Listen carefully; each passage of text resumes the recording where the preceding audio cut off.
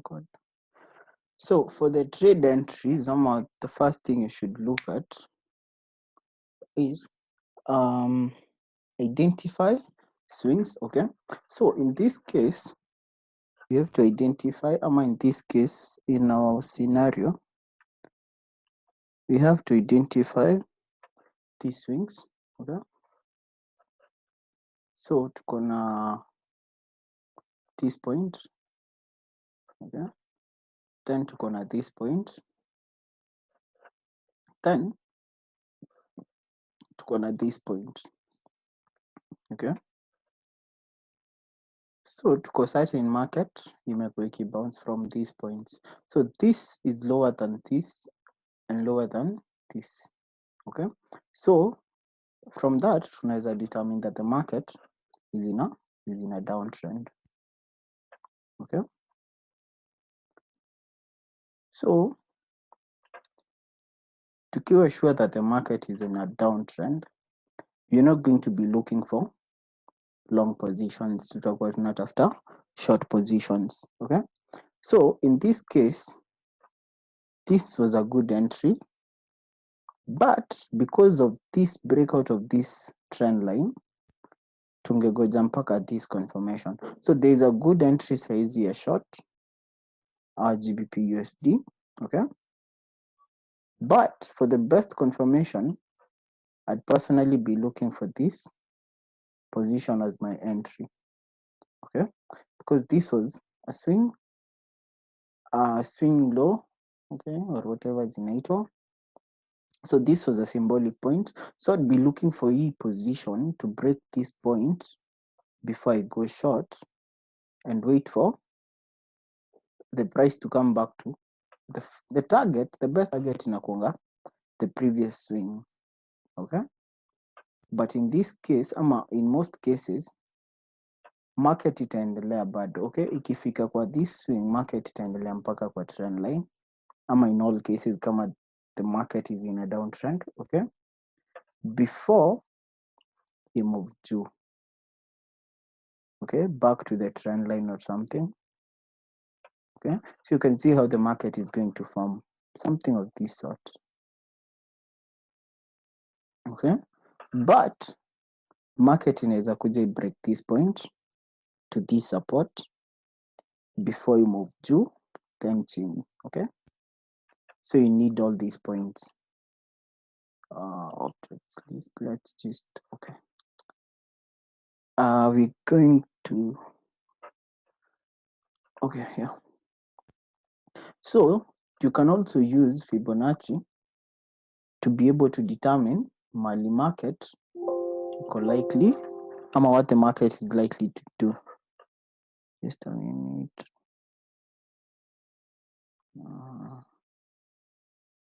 Okay, let's just delete everything.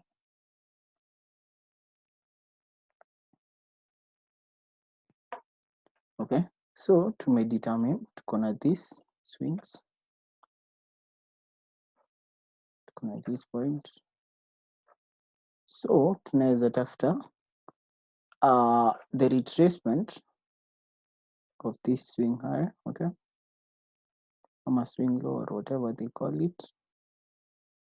So tuko na that. Okay,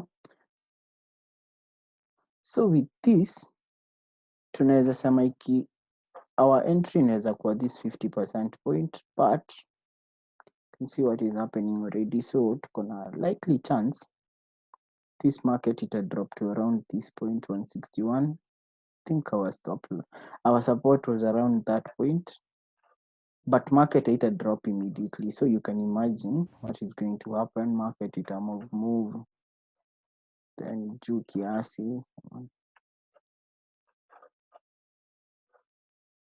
something of the sort, some sort of consolidations na kutuchanganya ndo itupate outside, but eventually most probably the market is going to move to 161%, 161.8. okay,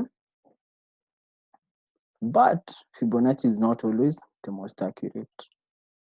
Okay, but let's expect maybe itakuja huku ama itakuja hapa to this point, okay? But either way, you get the logic behind it, okay? So that's how you go for the entries. Then try to avoid these so-called perfect entries, okay? Try and avoid them. What I mean is, let's say we have this, tukona this trend line, okay? Let's do this for now. So tukona this trend line. So based on our trend line, tunajua the market is moving in a downtrend, okay? So we had an entry around hapa, sell, play along, we made a lot of pips, you can see that. So we expected a pullback before any other sell.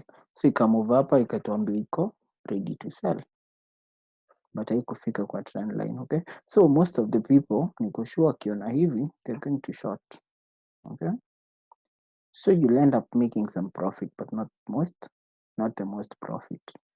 Then what happened? Ikarudi juu, then ikarudi mara ya tatu. You can see all these times ikiguza trend line, it's going to form a short position.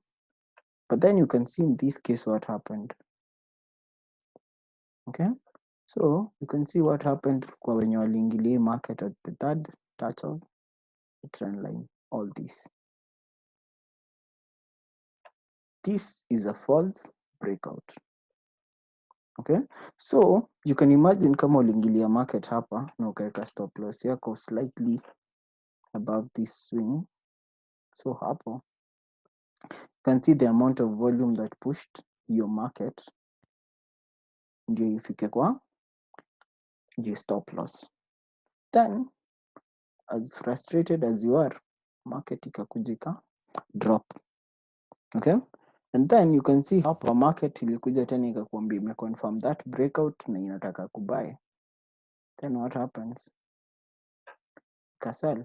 So in this case kama ungekuwa na pending order around hapa juu, slightly hapo juu, you're safe.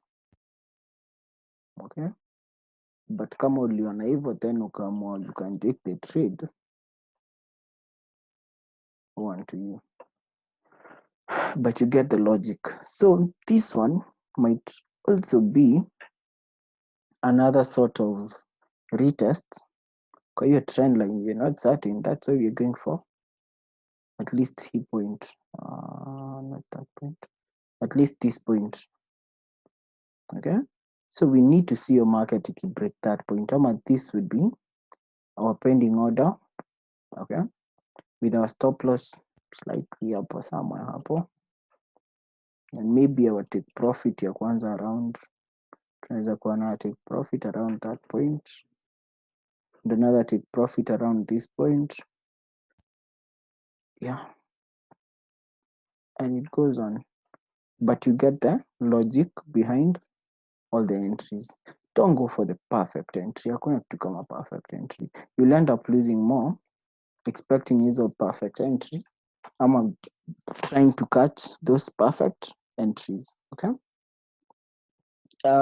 then so identify your swing highs and swing lows. Okay, run all possible trades. Okay, so in this case, as much as we have a short scenario, okay, you also need to look for a possibility ya kubuy. Okay, that's why tulisema hii market inaweza kuwa ina retest this point then ikujiendelea kubuy. There's a big possibility that can happen. Okay, but what are the odds? Okay, so what is more likely to happen in this market?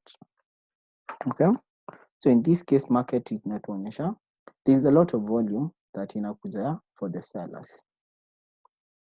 Hope you see this. So a big chance ni the sellers are in control. Now the moment you may break into this trend line, this one, then stories are going long to some extent have been invalidated, unless you're going to see this market forming a consolidation around this point. Okay, around hapa, which is a possibility. But if we don't see that, tukiona market may break around hapa then lower, expecting your short, then the trend itakuwa imechange kabisa, and we'll be looking for short positions all along. Okay, then use Fibonacci to always determine kama kuna ama hizo Fibonacci points. They're always important because zinakwambianga when the market is most likely going to form to slow down ama when you're expecting a specific target. Okay, then usichase. Okay, don't chase. So in this case, what do you mean by chasing the market? So let's say for example tumesema this is going to be our entry, somewhere around there, then ukuje upate hiyo market iko already hapa, certain this is about 20 pips.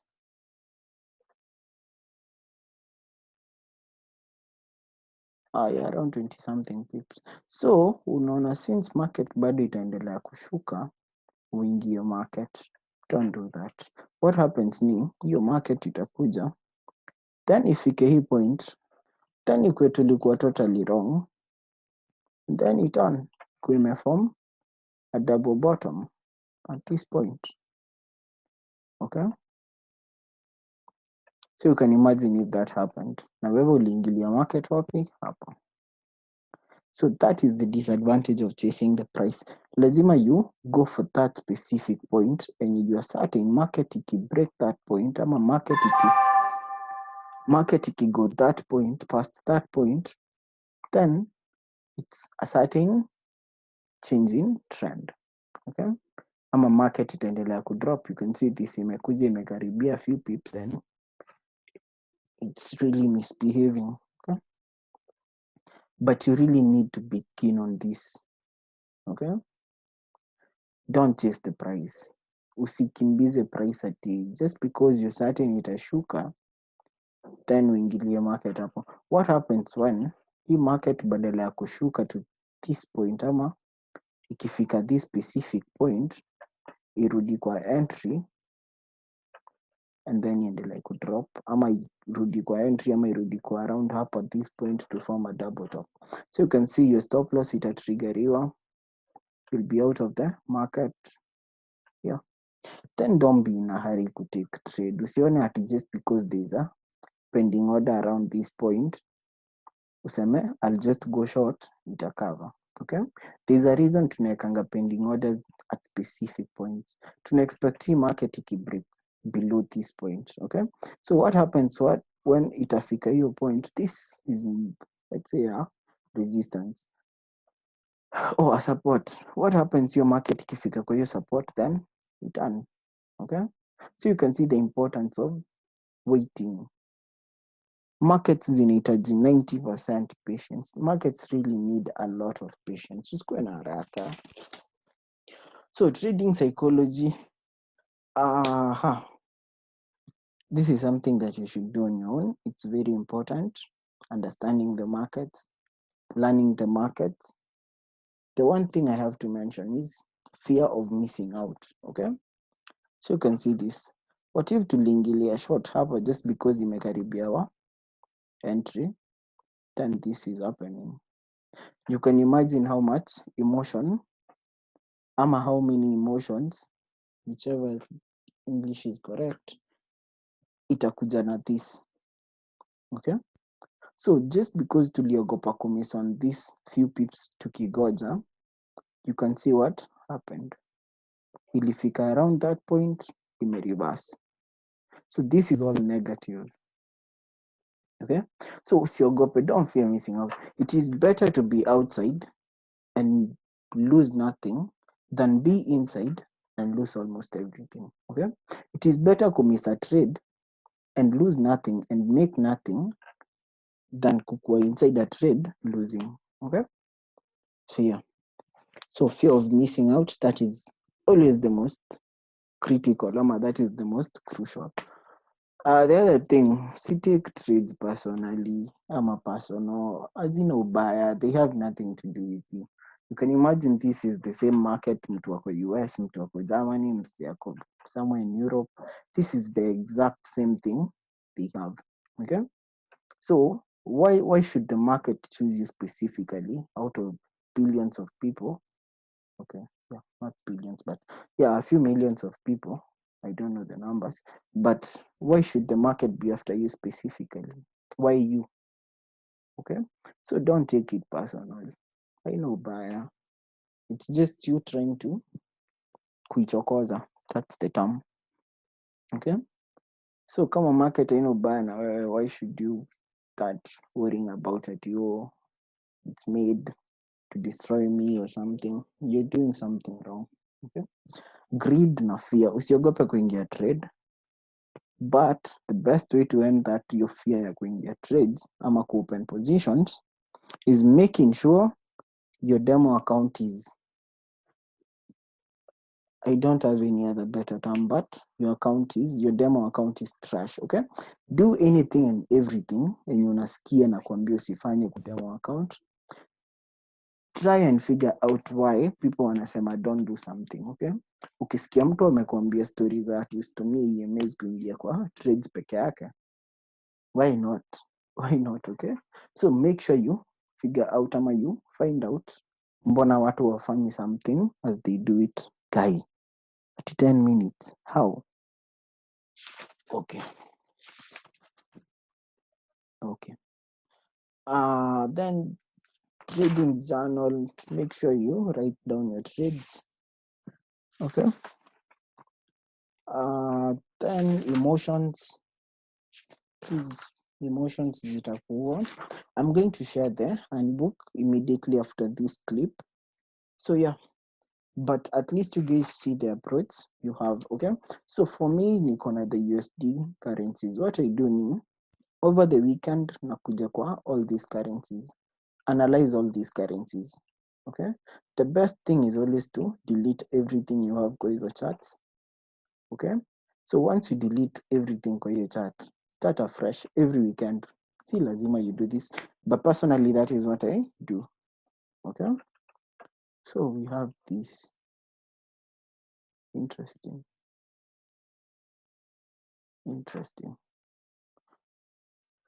Then tuko na this. So there is a high probability you might see this buying unless you see this cross. But anyway, this is more of a confirmation, yeah, that breakout.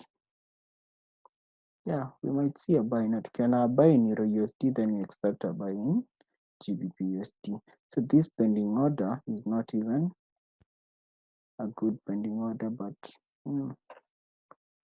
yeah. But you need to analyze. Okay, and something of the sort, avoid the two markets. Why not? Okay. Yeah. Then where was I? What was I saying? I don't remember. There's a trading strategy. I think I shared using the EMAs. You can see how the EMAs work. Zikiwa below the market ina move juu. Zikiwa the other way around, market ina move downwards. Okay, so basically that's it. I don't know if you guys have any questions. Tuko na around 7 minutes ama something you need us to look at kama ni mob. Yeah, actually the book is self-explanatory. There is approach to the markets, how you do it, how you approach it. As I was saying, the weekend, analyze all these markets using the higher time frames. Okay, so once you get something that is tradable, wait for the markets to open on Monday. Watch markets kwanza, don't be in a hurry. Once you figure out where the market is likely to go, once you figure out kama your analysis are correct, go for it. Okay, if your analysis are not okay, tana nayo. Okay, it's better to fungue one position the entire week, but ikue you made profits. Then ufungue 10 positions, of which 7 of them you made losses. Okay, so you can see this. That's USD currencies. Just a minute. This is Euro currencies. So anyone with a question, anyone with something you need us to look at, this is Euro currencies. Okay. So yeah, the advantage of 4 hours and of the MT5 on all these time frames to play with. Okay. Any questions? Any question at all? Any suggestions?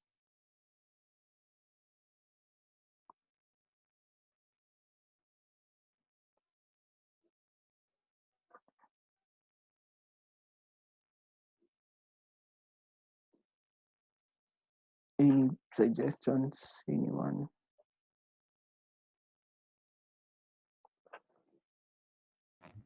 By the way, nizirudi hiyo strategy yako cause the last time ulifanya I think kwa nini na huku record. Thanks. Or the strategy? Okay, the strategy, I'll share a video and explain because it's a long strategy. But basically, what we do is you use the 20, 50, and 200 EMAs. The crosses is what we're going after. Okay. Then we use it for 1 hour and 4 hours mostly. Okay. So what happens is you go for, what do I say? Where is it? You go for easy bounce. Okay. See this. Yeah. Okay. Euro USD had something. Just a minute. So you can see this market. What happens ni it bounce from the 20 EMA. Okay. So to connect these entries. Okay. So prices will always bounce from the 20 EMA. This is 2 hours, 4 hours, it's around 1 hour. But you can see the entries you get from that. Come on. So you can see the entries you get from this price in a bounce from easy points. The disadvantage with this, the advantage with this strategy is haitaikupatia this entry, hautashika hiyo trend kutoka huku chini. Okay, it's a momentum based strategy. What happens ni you're going to catch hizi moves, utakuwa unaingilia hii market around this point, you make yourself around 40 to 60 pips if not more at around hapa hivi, and then you close for the day. Okay, from this point around this point. It's a bit technical, but once you get used to it, it's a really good momentum based strategy. I'm going to share a link pia kwa the WhatsApp group on the approach and how the best explanation on how to approach it. Then an easy approach to it ni what I do is okay, kufungua broker saizi ni okay, yeah. Anyway, so what you do ziko hapo.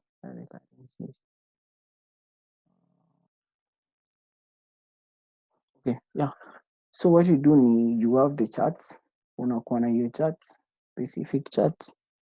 Less than 2 minutes. Okay, let's see. Let me see kama naweza ifungua. So just a minute.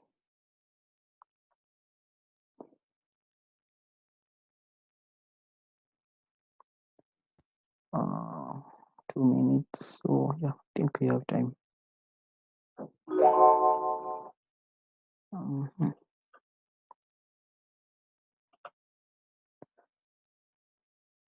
So yeah.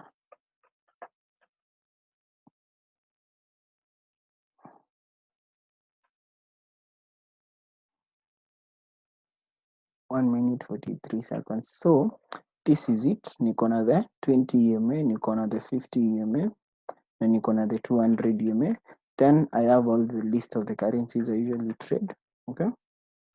Then these are cryptos. I just watch them. I don't trade them. So what you do, just install the indicators go your specific one specific chart. So all you need to do is to drag and drop. Okay, drag and drop. So as you go through them, figure out something that is working out or something that is playing along, you note it down. Okay, ukiona something that is sideways, avoid it. Less than a minute. So yeah, you get the logic.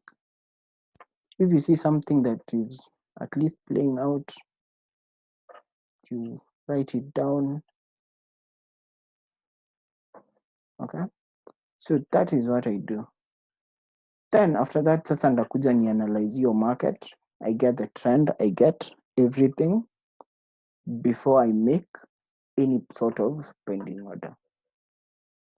Okay, so yeah, in case you have any questions, mko na namba yangu cause of time. Unless, okay, yeah, we can have another session and you see recorded. So yeah, I'll decide after